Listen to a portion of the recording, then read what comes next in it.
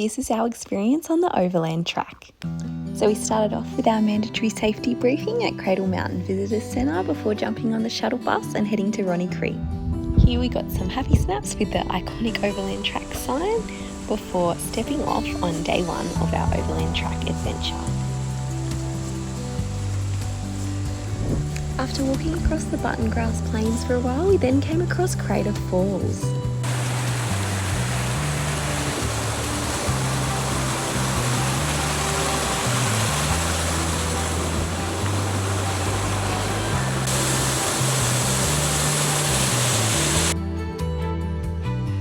We then walked beside the beautiful Crater Lake, which although looks like a volcanic crater, is actually a glacial lake.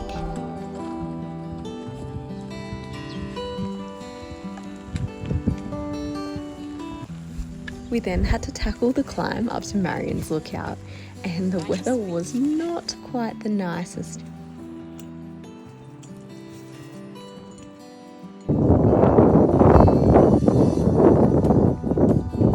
Unfortunately, we couldn't actually see a thing once we got to Marion's due to the visibility.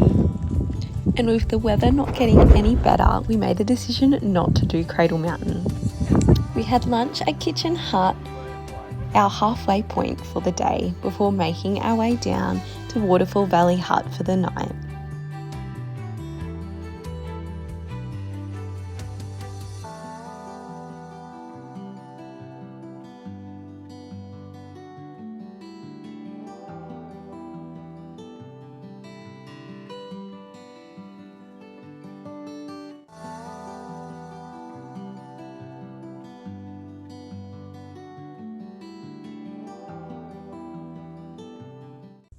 Mother Nature was a bit kinder to us on day 2 on the Overland, so we made the decision to backtrack and tackle Barn Bluff. I personally thought that Barn Bluff was our hardest side trip on the Overland, with it being fairly exposed and quite steep in parts. And although there's cairns and some arrows to follow, I still managed to take us up the wrong way for a part. Nevertheless, we made it to the top of Tasmania's 4th tallest mountain, sitting at 1,559 metres. And although the cloud at the top meant we couldn't see a lot, the views coming down were amazing.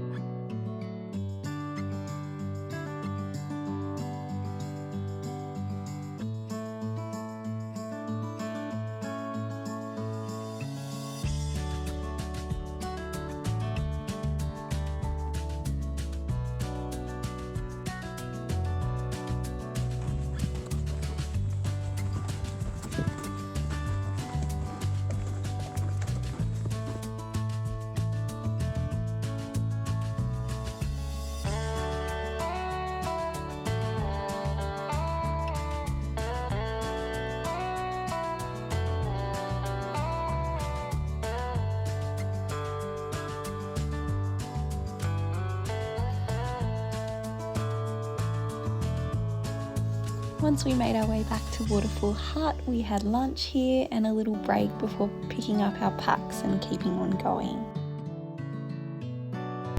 But as you can see, the huts are really nicely done and well equipped with lots of sleeping area and a large kitchen area.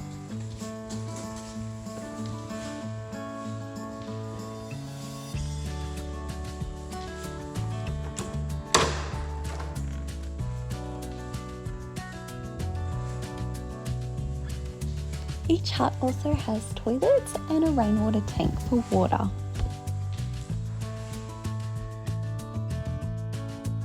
At Waterfall Valley, there's also Old Waterfall Valley Hut, which has the capacity to sleep another 4 people if needed. And before the day got away on us, we thought we better make our way to Windermere. Fortunately, this was a much nicer and pleasant walk compared to what we had just done.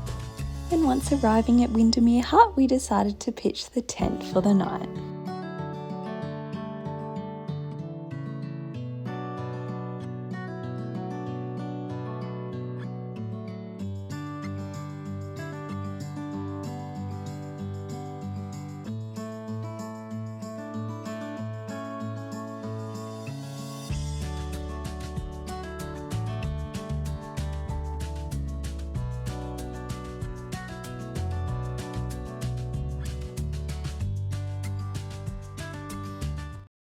Day 3 on the Overland track, and what a cracking day it was to do some walking.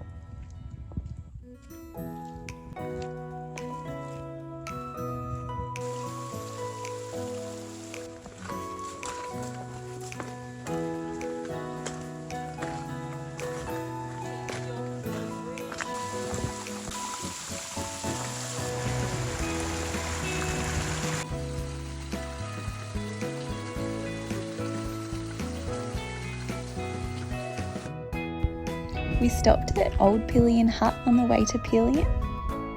A beautiful historic hut. It was built around 1916 for the workers in the old copper mines. And it's actually one of the park's oldest huts. The creek nearby here is also a favourite for swimming. But after a big day, we pitched the tent again and settled in for the night.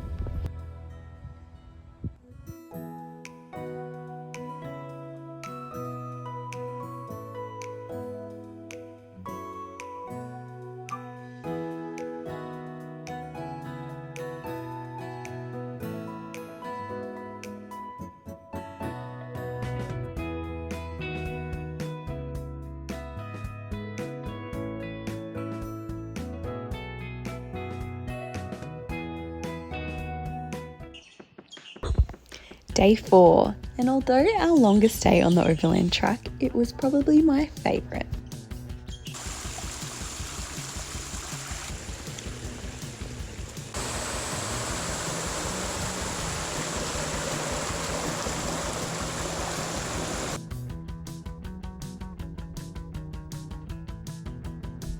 With the weather holding out on us, it meant we could conquer Mount Ossa for the day.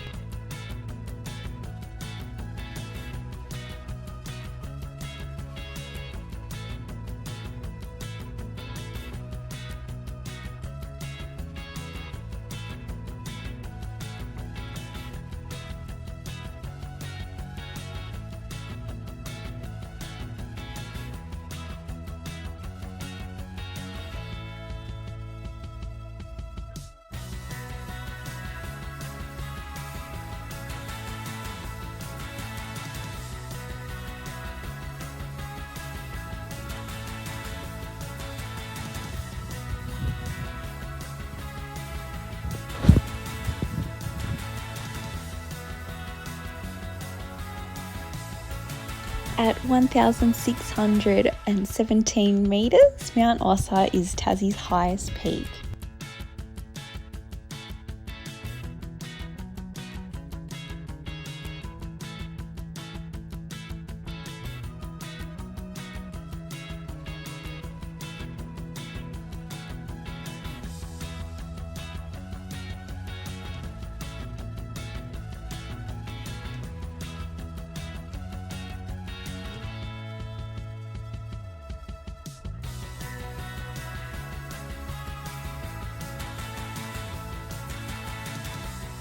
You definitely can't complain with views like that.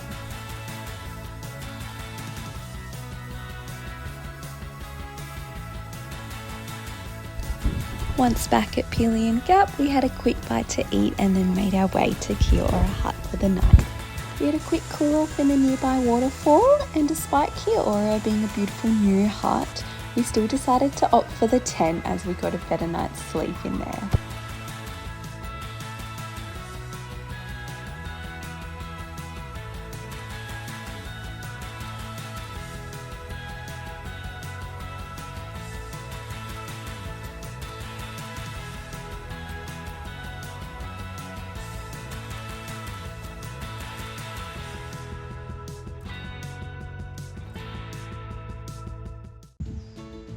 Knowing that the rain was coming, day 5 we set up bright and early from Kiora to Windy Ridge.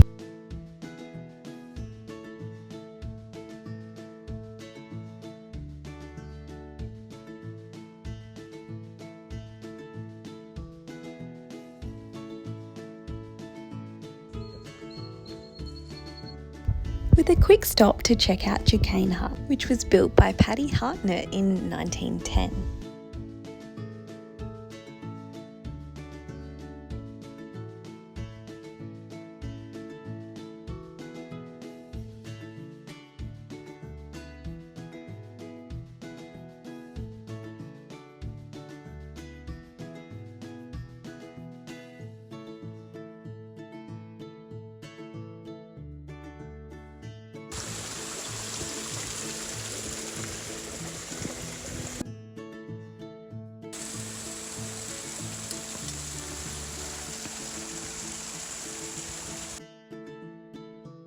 Today saw us see some beautiful waterfalls. Dalton Falls was absolutely pumping.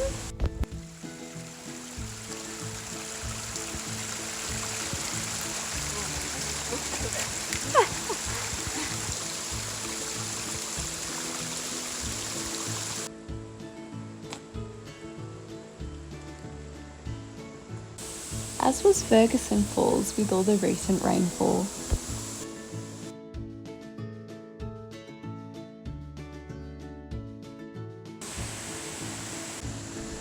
And Hartnett Falls, which is the tallest of all the waterfalls.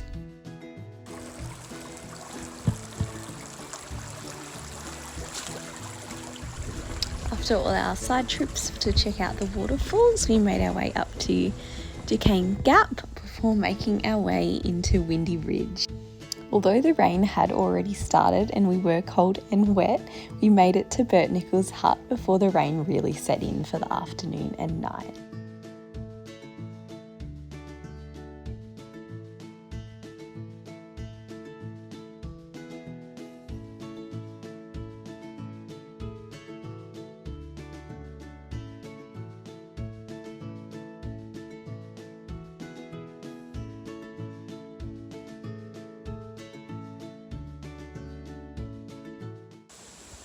Day 6 on the Overland, our second last day, and it was our last night of camping.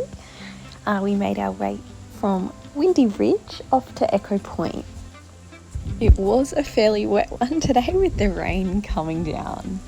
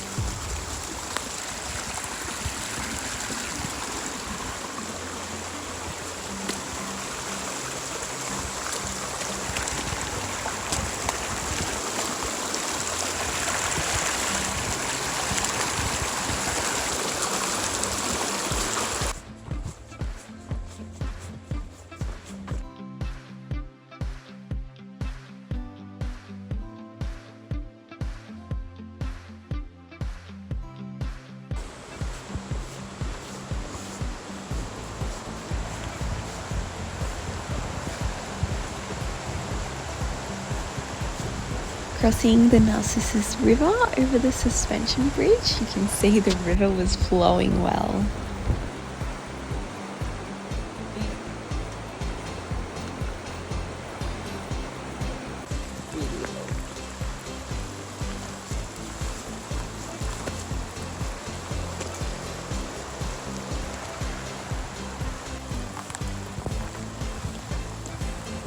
We then arrived at Narcissus Hut, where we had a quick bite to eat for lunch, while plenty of others were waiting for their ferry out.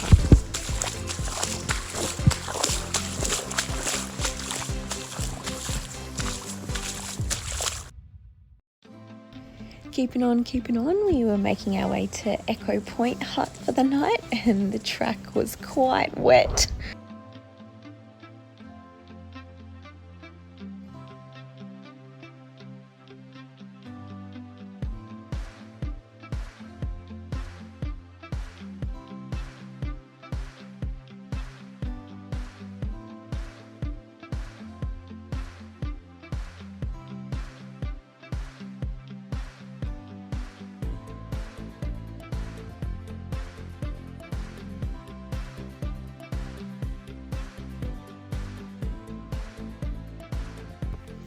My boots actually held up quite well, and I didn't get wet feet until this day on the Overland.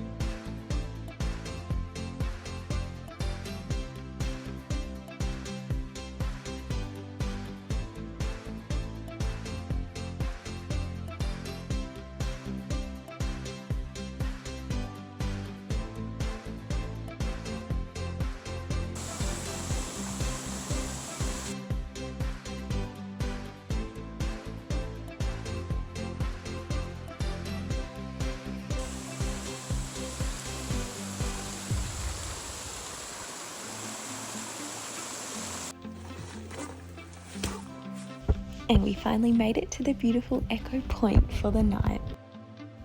And although it was only 4 degrees, I couldn't resist having a quick dip in the lovely Lake Sinclair, Australia's deepest lake, at 167 metres at its deepest point.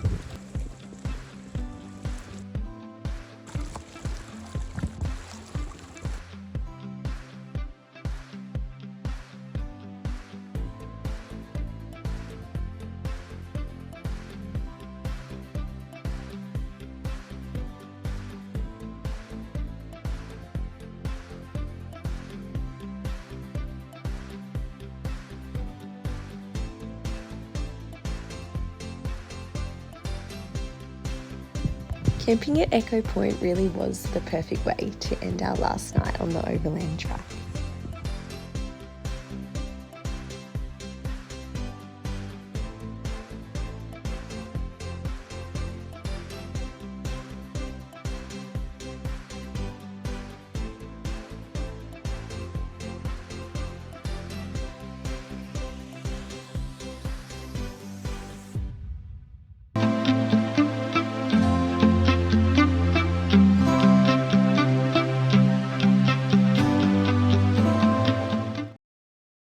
Waking up to the sun coming up over Lake Sinclair to start day 7, our very last day on the Overland track.